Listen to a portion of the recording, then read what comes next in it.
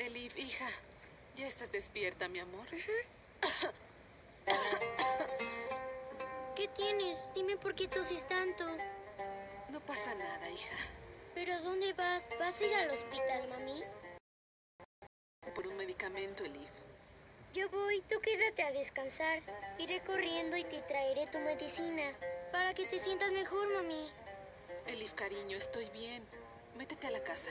Pero tú dices que es grande. Déjame ir por tu medicina, mamá.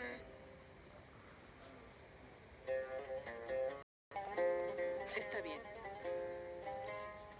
Pero ten mucho cuidado, ¿sí? Sí lo haré, mamita. Ahora voy a descansar. Mamita. Carla, te acompañe, mi amor.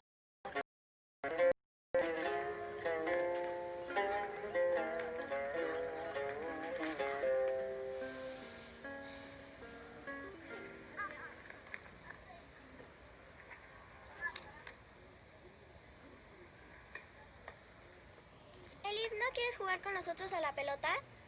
No puedo. ¿Por qué? Mi mamá está enferma.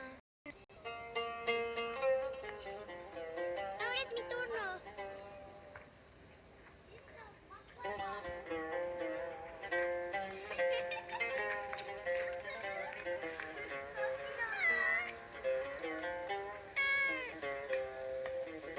Ven, gatito. Gatito, gatito.